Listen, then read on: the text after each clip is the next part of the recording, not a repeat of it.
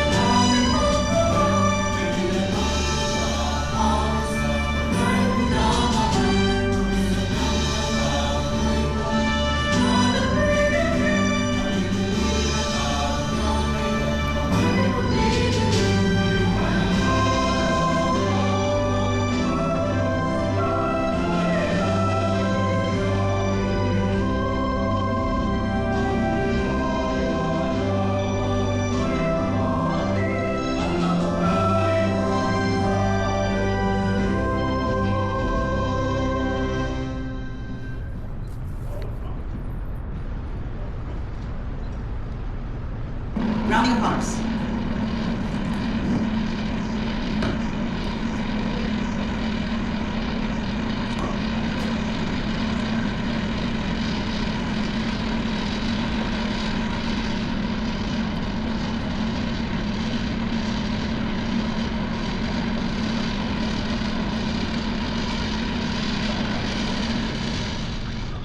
Please be seated.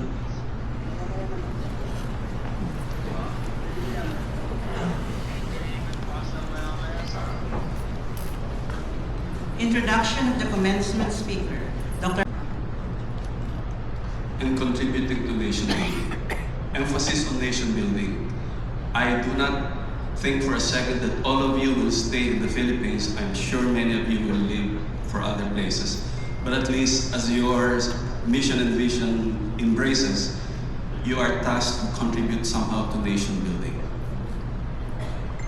You carry with you the impetus of CEU's mission and vision. Individuals who have become contributors to the development and improvement of healthcare delivery in the country. And I can imagine that some of you would probably stay in the country, some might leave. But then again, the role that is being given to all of you is to contribute to nation building. I can only speculate what motivated each one of you to take up the course that you have taken up. Whether you want to be a nurse, a pharmacist, or a dentist. So let me ask you just a very personal question. Sino sa inyo ang naging nurse, dentist, or pharmacist because you want to contribute to humanity or take care of your fellow man? Pang Miss Universe question yan, di ba? Anyone? That's okay. How many of you are here for the money? Of course, you will not say that with Dr. Teoco here and the esteemed officials. But if you're in for the money, you're in the wrong course. You should be in government doing flood control. How many of you here are for prestige or parental pressure, family role models? There may be some people in the family who are dentists or pharmacists, and it's the same pathway you want to take. And how many of you are taking this as a preparation for medicine? Ano kaya ang reason ni Christine May Di Mayagyak or ni Aquila Castro and Ashley Santos, your top graduates? You may have decided to enter this profession for a variety of reasons, but whatever the motivation was, at this very moment, there is no looking back. You now enter the world that is profoundly service-oriented, sacrifice-enduring, yet undeniably gratifying.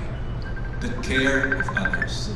And if I may venture some words for care, C-A-R-E, that's compassion, attention, responsibility, and E is very, very important, empathy.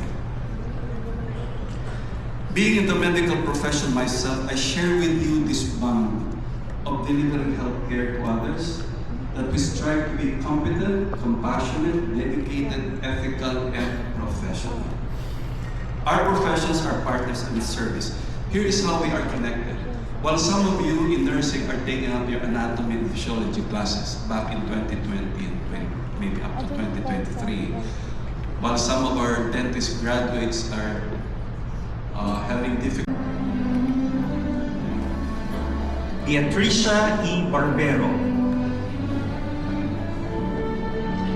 Jokify E. Barreto, Mariel Aleli P. Baruel, Julie Ann F. Tabaho, Andre Dominic A. De Ramon, Christine May A. Di Mayakya, cum laude. Althea J. Jonglay,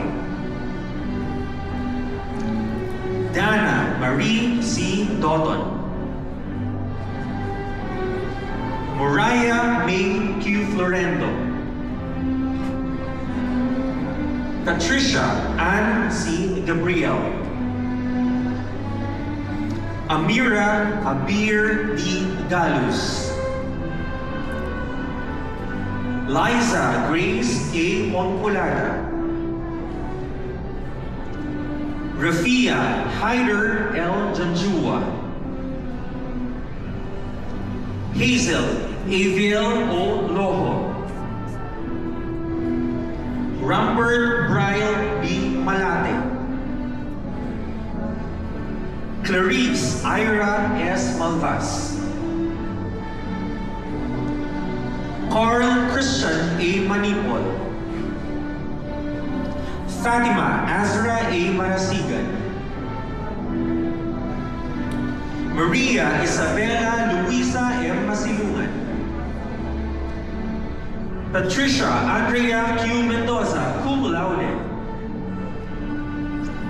Tiny P. Montemayor, Alexa Fiona B. Napire, Yesha Lorraine C. Orate, Maxine John S. Pagdonsolan, Shine D. Pangandoyon, Irish Joy D. Piamonte, Elsa May S. Juanico, Bianca Katrina A. Sagun, Jean Patrice E. Santos, Von Harvey M. Silvosa, Franz Jairus L. Solina, cum laude,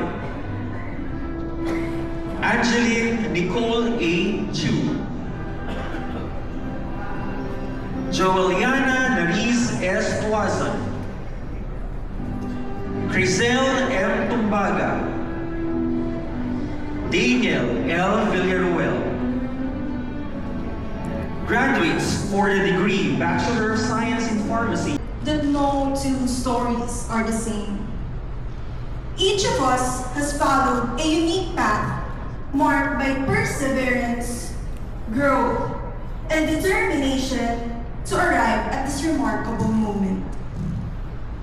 Some began with certainty, others with doubt, and some simply embraced the path that life set before them. Yet, regardless of where we started, we stand here today together, bound by a common accomplishment and a shared sense of pride. Our college journey began in the shadow of global pandemic. During a period of transition that tested our ability to adapt and grow. Amid shifting circumstances and academic challenges, we learned to embrace change, persevere through uncertainty. Bind you to your promise that you will endeavor to be a credit to Centro Escolar University in your private and professional lives. I charge you to use your education to participate actively in the pursuit of national goals for the progress and prosperity, to contribute to the eradication of ignorance and poverty, and the mitigation of crime and immorality in our country and the world. I admonish you as you strive to find your places in society to always give prominence to the philosophy of Central Scholar University, Scientia Libertud. In the immediate and distant future, do find time to return to your alma mater to renew fraternal ties. The blessings of God be yours to enjoy and to share. Congratulations once again.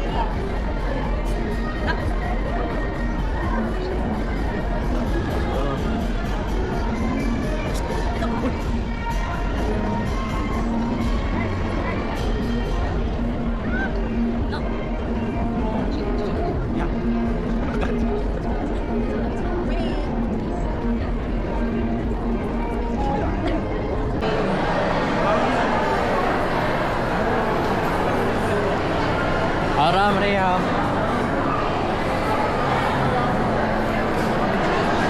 Closer. One more. Okay, video din kayo. Asa ba? Alright. Video na rin kayo. Congrats.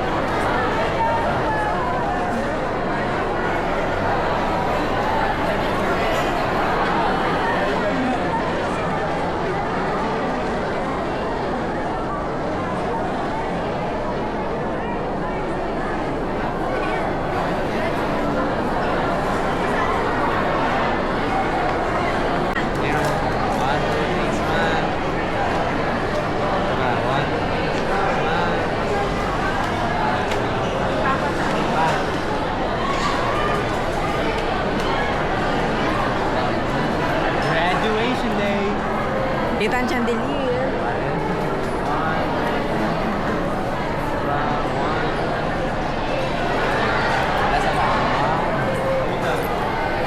Okay, wait.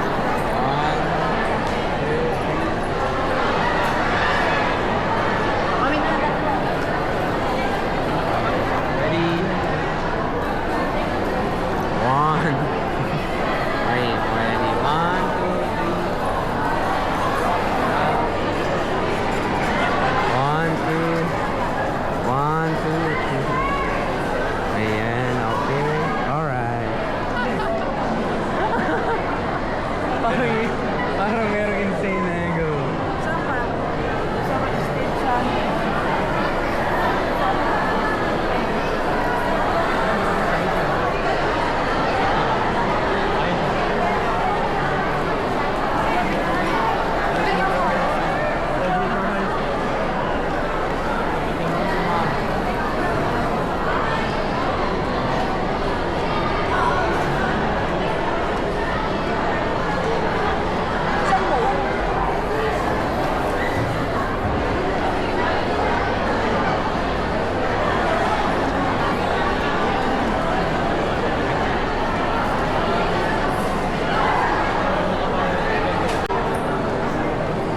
Alright.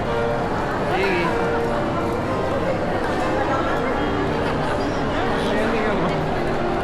Ano po? Bahay po nino?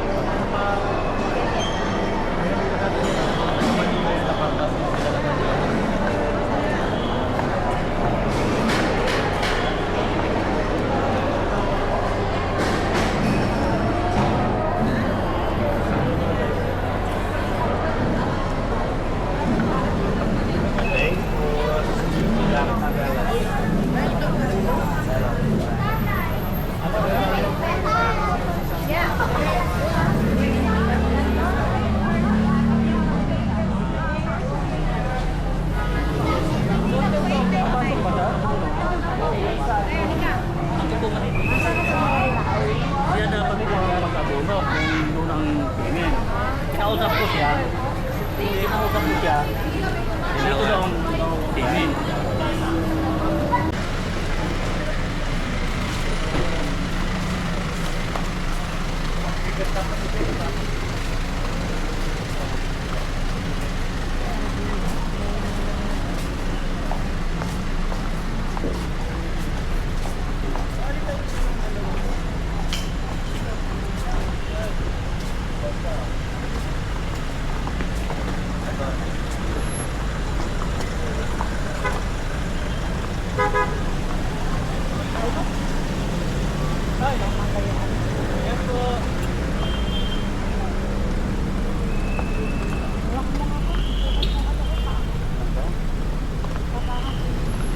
Ang bilis.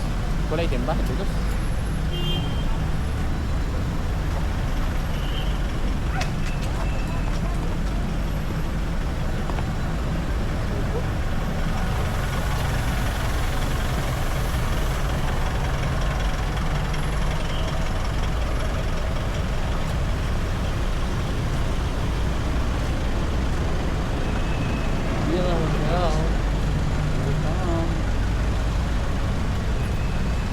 Haba ng pila.